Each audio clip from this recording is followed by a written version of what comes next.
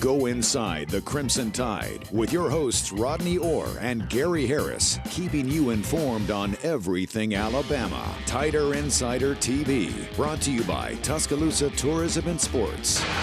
And hello again, everybody, and welcome in to Tider Insider TV. Alongside Rodney Orr, I'm Gary Harris, and we are ready to talk Alabama football off the top tonight. A-Day 2024, the first game of any kind for fans under new head coach Kalen DeBoer, was held on Saturday at Bryant-Denny Stadium. Over 70,000 fans came out, over 72,000. In fact, saw the white team made up of the first team offense and the second team offense, all the offense, beat the Crimson team made up of the defense. 34-28 was the final score. But the offense jumped out 31-0, and the defense came back and actually had a chance to tie the game. It was a scoring system, of course, based on, for the defense, turnovers, 3 and outs, things like that. Jam Miller was the most valuable player in the game. Tyler Booker received the most valuable lineman award. Miller rushed for nearly 100 yards and had a couple of touchdowns. Jalen Milroe, 100 yards on 3 of 9 passing, but did have a big 52-yard strike to Jeremy Bernard. Bernard really was a star, regardless of who the quarterback was. 122 yards on 3 catches. Limited stats available, Rodney, as far as this game, the way it was scored and so forth. But let me ask you just your takeaways from what you saw in the game on Saturday afternoon. You know, I think the one thing that really struck me, we've seen a lot of A-Days. Sometimes they can be really messy. I thought this was really a clean game. I mean, they protected the ball really well. Kalen DeBoer made it a point that none of the quarterbacks had thrown any interceptions in any of the 3 big scrimmages, which would, of course, include this game here, the A-Day. So I thought, Gary, just in 15 practices, how far they've come with this offense. And again, I thought the defense really kind of controlled things as the scrimmage went along. So we saw some good on both sides of the ball, but just getting back to what I said, I think that as clean as it was, as efficient looking as it was, I think that was really impressive. Yeah, and the defense was pretty vanilla, I get that, but we'd heard a lot of questions surrounding the offensive line going into the A-Day game, and the offensive line came out and performed very, very well. If anything, early in the game, I was wondering if the defense was going to get a stop for a while. But I thought the offensive line, for me, was a highlight in the game, I guess because my expectations were that they would struggle against that Alabama defensive front, and that really wasn't the case. Yeah, I expected the defensive front to really control this thing. I mean, you look at that defensive front, we talked about it many times since the start of spring. It's maybe the most impressive physically, maybe the most impressive looking group out there. But the offensive line, you're right, Gary. They did a fantastic job. I thought they pass protected pretty well. But look, the defensive line, as the scrimmage went along, kind of started exerting itself. I thought that they really played well as the scrimmage went along. Yeah, I thought it was an entertaining game, and I didn't mind the format. I thought it was kind of cool, in fact, and, we got to look at some guys. There's Quandarius Robinson, who's waited his time, is working at some of the defensive video right now. The one thing I will say for the defense is, like you said, they kind of came back in the game, and we saw a lot of athleticism, a lot of speed, a lot of size. So you see the elements there that are needed to have a good defense. Yeah, there's no doubt. Again, it's A-Day. It's difficult to tell this, because like you said, Gary, there is a lot of things going on that's vanilla. I mean, it's pretty plain. You've got a lot of young players. You see 2 of them. You just saw 2 of them there. Number 12, Zay Mincy, 16, Red Morgan. I mean, tons of young players out here playing. Some of these guys, it's their first experience. All right, let's get to coach talk. Let's hear what the coach has to say about it. Alabama's offense, as Rodney alluded to, was turnover-free in the A-Day game. 2 interceptions were nullified by an offsides penalty and the defender landing out of bounds, but no turnovers. And it wasn't just A-Day. Head coach Kalen DeBoer says the quarterbacks did not throw an interception in any of the 3 spring scrimmages.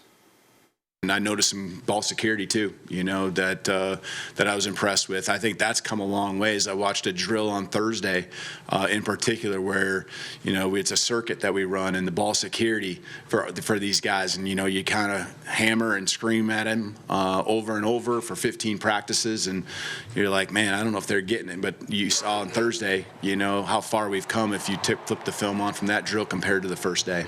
All right, Rod. Yeah, the quarterbacks, I've always, game managers kind of always associated with being a negative term with quarterbacks.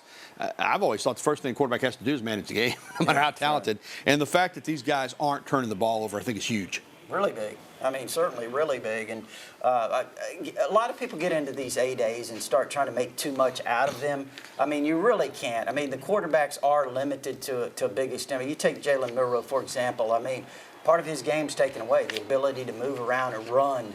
Those things are kind of taken away from these quarterbacks. So it's kind of hard to make those judgments. I thought all of them had bright moments. All of them played well, and these running backs looked really good to me too. And we saw some good things from the receivers. Yeah, obviously we focus on Alabama, but I have a hard time believing there is a more talented quarterback room in the country than this one. You've got Milroe coming back.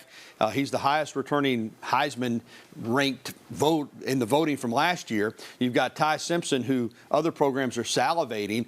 Dylan Lonergan really showed some arm strength. And then you got Austin Mack, who's just 17 years old and looking to the future. And the good news, Rodney, is it appears that all of these quarterbacks, all four of them, are going to come back and compete in fall camp. Can't tell you how many text messages and phone calls I've gotten, Gary, over the last month that they're not going to keep all of these guys. How are you going to keep those quarterbacks? And, based on things we're hearing, obviously we think Ty Simpson's coming back. Feel really confident about that. As far as Dylan Lonergan, there's been a lot of speculation about him. Things I hear sound promising. Again, you never know. Certainly could change. We know Milroe's back. And then Austin Mack just transferred in from Washington. So, yeah, I think that the room right now is staying intact. I think that speaks well of the new head coach and his staff, too, on offense. Because, when you have a coaching change, that a lot of times if a guy's on the fence, he says, well, I'm getting out of here. I mean, I'm already not the starter. But in this case, for these quarterbacks to stick, tells me not only do they like playing football in Alabama, but they obviously believe in this offensive staff. And they believe they've got a chance. I mean, they believe in the competition. They're getting opportunities. They feel comfortable with where they are in that regard. And, Gary, sometimes you have to ask yourself, and we see it with Jaedon Proctor, I mean, the grass isn't always greener on the other side. Yeah, and I think when you live in Alabama, more times than not, it's not greener. It can be brown. I was going to say, let's don't get into that. All right, you mentioned Jaedon Proctor. He is back in the transfer portal. That's not a bad thing. I mean, I've been getting messages all day about Jaedon Proctor's in the transfer portal. Yeah, he has to be because he officially left and enrolled at Iowa. Now he has to get in the portal so that he can come back to Alabama. But he's got a do not contact thing on his portal name in his, where his name is in the portal. So, Ryan, the expectation is that after starting 13 games at left tackle as a true freshman and earning all SEC freshman honors, that he's going to be back at Alabama and competing for a starting tackle job in 2024. Yep, I think it's a big coup to have him coming back. I mean, obviously, he's very familiar with a lot of his teammates. He had a fantastic freshman year. He made a lot of development. It's really tough, Gary. Offensive line is a very difficult position, although Alabama has had a lot of success. Freshmen coming in, a lot of freshman offensive tackles have come in and played really well. But you know what? Nick Saban recruited those guys that were top of the line. I think Jaedon Proctor falls into kind of that category, so it's really good to get him back. Obviously, Alabama will be watching the portal, not just for players that they're going to recruit to come to Alabama, but for guys that might enter the portal. But high school recruiting continues too. Don't think for a minute that slowed down. And in fact, 2025 wide receiver Lotzier Brooks from Millville, New Jersey, committed to Alabama on social media on Saturday. 5'10", 180 pounds, electric athlete. Chose Alabama over offers from Kentucky and Tennessee and others. He is thought to possibly be the fastest player in the 2025 class. So speed is his main asset. Probably not the biggest guy, but you know what? Jalen Waddle wasn't the biggest guy either. He wasn't. And you know what? I have a contact, member of Tider Insider, who lives right there in Millville, is connected to their coaching staff, Gary, and their coaching staff says, we hate to pin this on the kid, but he does remind us a lot of Jalen Waddle when he was at Alabama. You talked about his speed, Gary, that acceleration. I mean, that first step, that's where you really notice it. I mean, he's 0 to 60 in a snap. I mean, and, that's the kind of things that Amari Cooper had. Mm-hmm. That's what Jalen Waddle had. So he's a fantastic prospect, and he's already starting to shoot up the recruiting rankings. Yeah, and Alabama then followed that up on Saturday with a commitment on Sunday from a really athletic linebacker nearby Rome, Georgia, over there in northwest Georgia. Jaedon Harmon, 6'1", 215 pounds, but he's the modern linebacker, particularly in a 4-2-5, and that he can run sideline to sideline.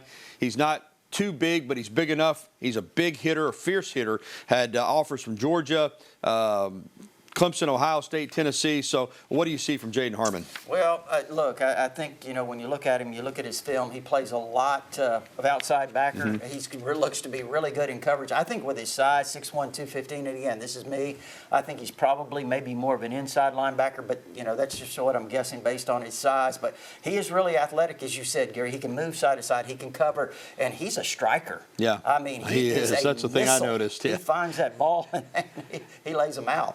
I'd hate to make comparisons too, but remember how Reuben Foster? Oh, yeah. He's kind of got that kind of, he hits you, you know you've been hit. Well, still to come on Tider Insider Television, Alabama basketball. Men's basketball lands a transfer from the portal, but several Crimson Tide players have entered the portal. So we'll have the comings and the goings of Alabama men's basketball when we return. Also, in just a little bit, we'll be getting your phone calls, emails, and tweets. As always, that phone number, 205-348-WVUA. That's 348-9882. Or you can email us at the address on your screen, TITV@WVUA23.com. We've been doing it for over 20 years.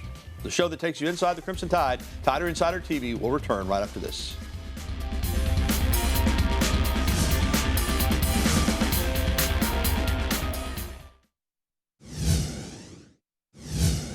Alabama men's basketball landed its second portal commitment on Saturday when South Florida's Chris Youngblood announced he's coming to join the Crimson Tide. He was the Co-American Athletic Conference Player of the Year, averaged 15 points a game on 42% three-point shooting. That's really impressive as the Bulls won the regular season conference championship. Now, he's originally from Tuscaloosa, played high school ball in the Atlanta area, went to Kennesaw State, then to South Florida. And you know what, Rodney? This is a guy, you know, we've seen it with Sears. We've seen it with Estrada. We've seen it with Reitzel. He's going to come in here ready to play and have a lot of experience and step right in as we come back on TITV. Rodney, your thoughts on, you know, we'll get to Griffen in a minute leaving, but this is a guy, listen, I mean, he's proven he can play at this level. So this is not a guy that you're coming in with training wheels. You could expect that he's going to have a chance to start. Yeah, I mean, he was a co-player of the year in the American Athletic Conference last year. He averaged close to 15 points a game. I mean, he's got 6'4". You saw him. He's physical. Yeah. I mean, he's 220 pounds. So like a linebacker. He's a load. Yeah, he did. You know, listen, I don't know how these things go down, but with him that quickly coming on board makes you feel like the coaching staff had a good idea that Rylan Griffen, Final Four or not, was going to be on the move. The 6'6", 190-pound guard from Dallas started 33 games for the Crimson Tide, helping Alabama get to that Final Four, averaging 11.2 points per game, shot nearly 40% from behind the arc. He's a good defensive player. You know, I don't want to minimize this. He's a good player, but that's where we're at now. Yeah. Yeah, I was talking to some people today, former athletes at Alabama. They said, look, and this guy, what you can't replace is his defense. Mm-hmm. I mean, he's a fantastic defensive player, and if he stayed another year, you know, how much would he have progressed? And that, you know, that's the thing about this portal, Gary. I mean, a lot of people like the fact that you can jump in and out and go different places after a year, but, you know, I mean, sometimes I don't think it's always the best move. Now, it may prove to be a good move for him. I'm certainly not judging whatever he decided to do. But, you know, you think about some of these things and maybe what another year would have done for him and him in this program. Yeah, it appears Kansas the favorite to land Griffen. All right, then yesterday, 6'10" freshman forward Sam Walters, another really good player going into the portal. He makes 4 members of that 2024 Final Four team that are departing. Of course, we mentioned Griffen, also freshman Chris Parker and Davin Cosby are in the portal as well. But when you talk about Walters, you're talking about a guy that's 6'10", that can shoot it from 3, can run the floor. Did not have a great year on the defensive end of the court. You have to think, though, that he maybe knew that with Jaron Stevenson coming back, they're similar type players. He played 12 minutes a game, which isn't bad for a freshman. Probably wanted to play more minutes. I'm just kind of speculating, but you know, maybe he was told that there's not going to be as many minutes as he wants because he's going to have a lot of people that want to sign him. He's a good player. We talk about it again. You jump in early, you know, your first year, but it is what it is. And you're right. He hit some key shots. I mean, he hit some really. He showed that range from 3, Gary. I thought he was going to be an effective player down the road, but you know, again, this is what's going to happen. Alabama fans are focused on Alabama. That's why you're Alabama fans. But this is going on everywhere. And in fact, former Auburn guard Aiden Holloway is going to be on a visit this week to Alabama. So he might be at Auburn one year and Alabama the next. It's where we're at in college sports. All right, we've got some sad news to pass along. Former University of Alabama quarterback Steve Sloan passed away over the weekend at his home in Tennessee. Sloan was a part of 2 national championship teams in 1964 and 1965 under Coach Bryant. Later was a successful head football coach and was the UA Director of Athletics from 1987 and 1989, head coach at Vanderbilt, Texas Tech, Ole Miss, and Duke. He was 79 years old, Rodney. The thing you remember about him there is that's a game-winning drive that he led, was he was between Namath and Stabler. But he filled in with Namath when Namath was hurt, and then the 1 year as a starter, he was outstanding and played a couple years with the Falcons in the NFL. His career as an AD here was met with not great reviews by everyone, but an unbelievable gentleman. He really was. You know, Gary, there was a time when I know you probably felt the same way. I thought he was going to be the successor to Coach Bryant. A lot of people did. I really did. I thought he had a fantastic run at Texas Tech. He did a great job there. He went to Ole Miss. Probably didn't do as well there, but was in the tough SEC. But you know what? There was a time when he was really a rising star in the coaching business, and he did do a good job. He did a great job everywhere he was. Yeah, 29 years old, he's head coach of Vanderbilt. Yeah, unbelievable. And he had a winning record at Vanderbilt. What took him to a bowl game, then at Texas Tech. Ole Miss was the job that he took in 1978, where a lot of people thought he's going to turn the Rebels around. That's really kind of what stalled his coaching career. But he was a great player and a great gentleman. He'll be missed. All right, still to come on TITV, we are going to be getting to phone calls, emails, and tweets. That phone number again, 205-348-WVOA. That's 348-9882. Let us hear from you, TITV Nation. We'll be right back after this.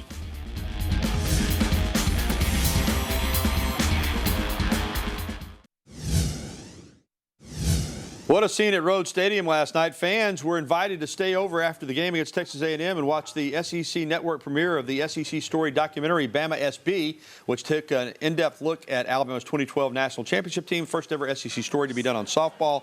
The viewing party was great. Unfortunately, Alabama softball lost the game 9-4 to Texas A&M to lose that series. They are headed to Arkansas this weekend for another big SEC series. But SEC storied Bama SB, check it out. It'll be on again. All right, welcome back into TITV with Rodney Orr. I'm Gary Harris. We're going to get the phone calls, and BT is going to lead us off right here in Tuscaloosa. Hey, BT. Hi, Gary Harris and Rodney. How are y'all doing? Doing well. I want to ask Gary and Rodney that who will they get the places transporters? That's a question I have. Yeah, BT, it's a great question. They're working on it.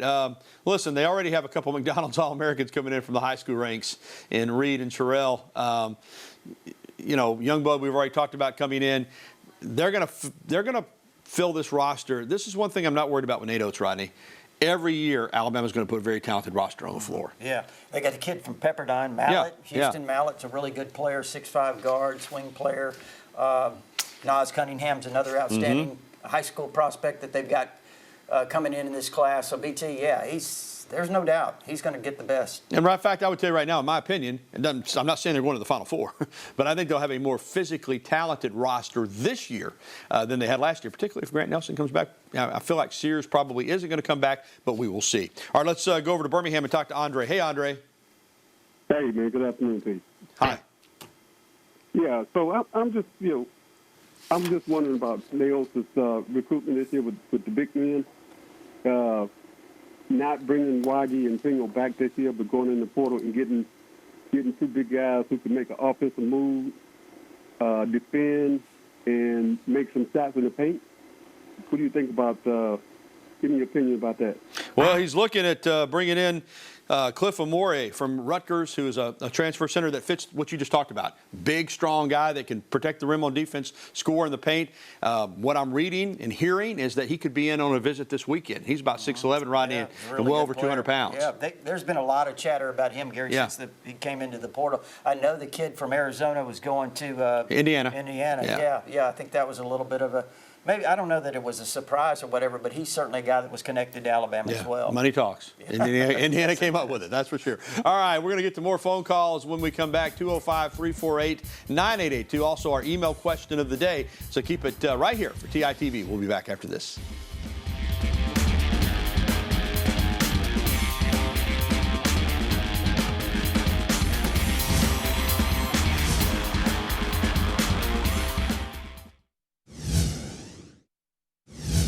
Alabama baseball hosted top-ranked Arkansas over the weekend. I mean, Arkansas was number one in every poll in college baseball. They're great. Alabama lost the first game 5-3 with Ben Hess on the mound, so you're thinking, uh-oh, going to lose this series, might get swept. Came back and won 4-3 on Saturday, and then an unbelievable performance on Sunday, shutting out Arkansas 5-0. It's the first time Alabama's ever shut out a number one ranked team. And the Crimson Tide currently playing UAB over at Sul Thomas Stadium. That game is 2-2 early on.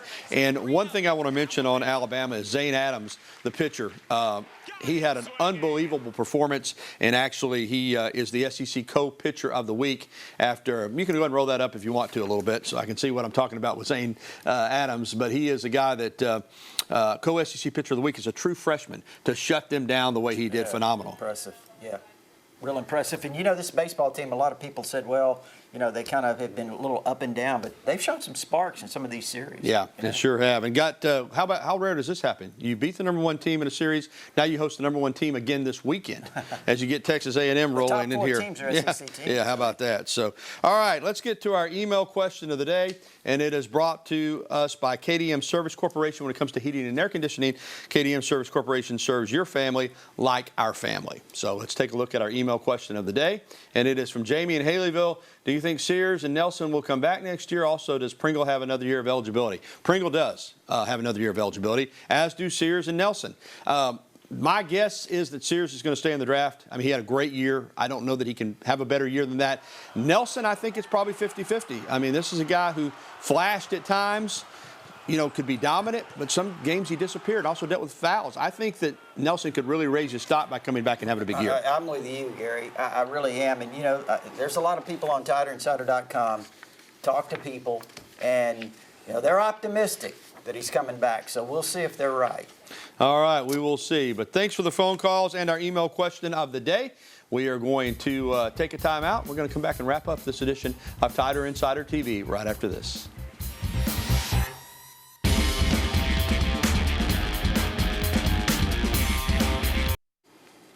Alabama gymnastics flying out this afternoon from the Tuscaloosa National Airport to Fort Worth, Texas, where they will take place in the NCAA Gymnastics Championships at Dickies Arena. Semifinals are on Thursday. They're in the evening session with Oklahoma, Florida, and Utah, 8 p.m. on ESPN2. The top two teams from each semifinal advance to the championship round on Saturday at 4 p.m. on ABC. Good luck to Alabama gymnastics. And thank you for tuning in to Tider Insider TV. A reminder that you can catch a replay tonight at 10:30 or find it anytime at WVUA23.com. We're going to leave you tonight with video of the steak and beans dinner. The offense got to eat steak. The defense got to eat beans and franks. I say don't feel too bad of it for them. Beans and franks are good. For Rodney Orr, I'm Gary Harris. Thanks for watching, everybody. Good night.